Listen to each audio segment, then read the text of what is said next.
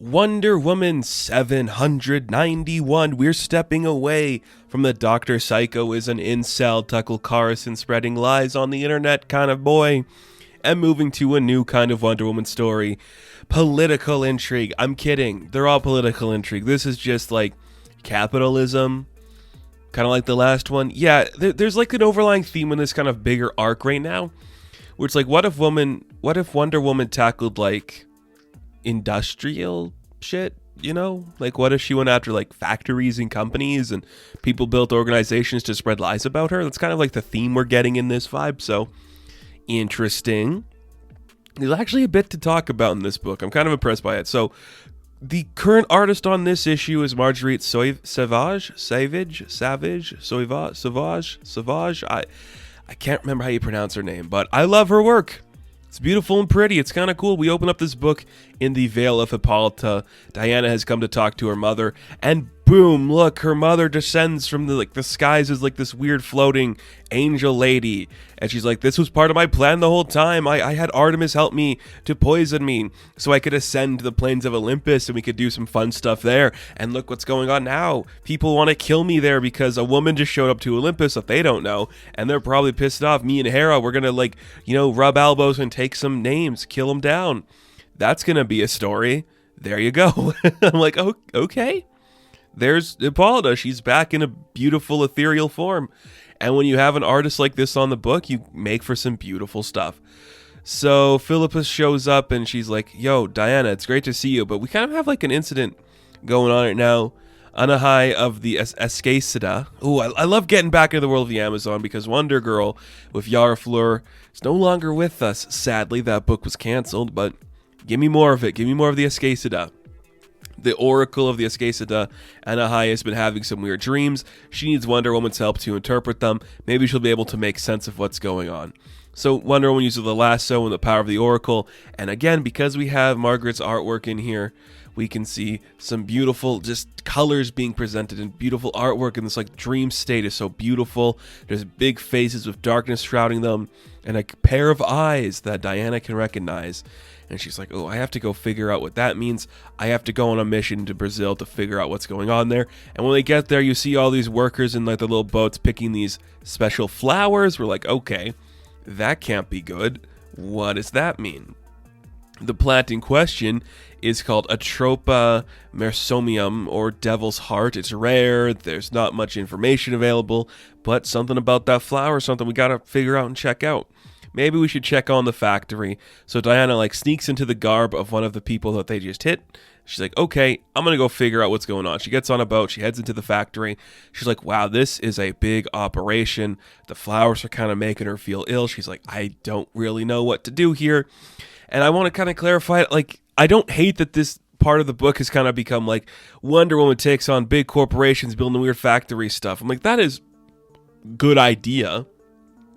I just don't know if I like how it was executed with like the villain incorporated stuff with Psycho. This could be a little more interesting. It feels like it's connected to like the bigger picture of everything going on with Wonder Woman.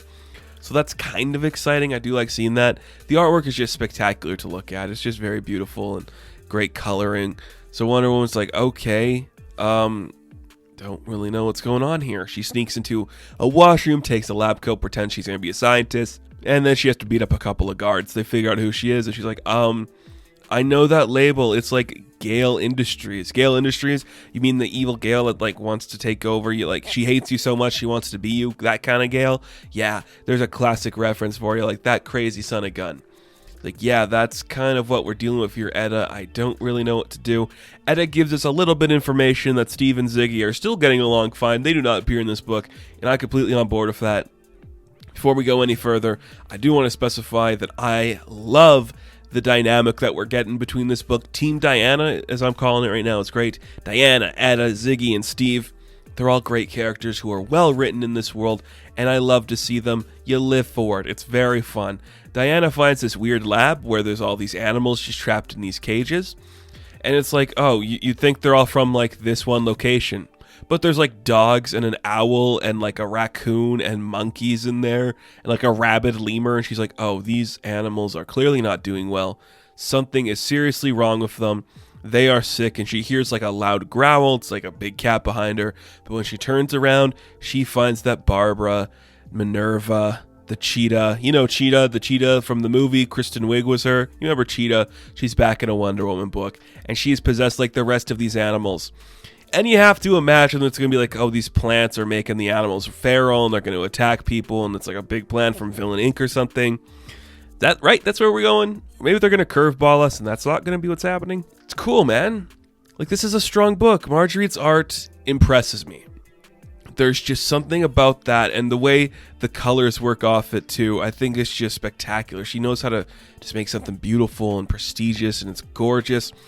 I love that we're getting back to like Diana with the rest of Themyscira.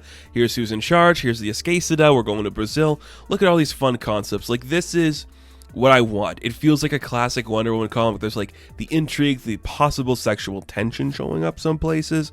It's fun. It's cool. She's wearing different outfits. She's talking to cool people. Classic Wonder Woman villains. I like this issue a lot. I think this is a strong use of the artwork. And I can't wait to see where this story goes. Like, I liked the Psycho stuff. I think it got a little too repetitive and didn't do enough with its concept.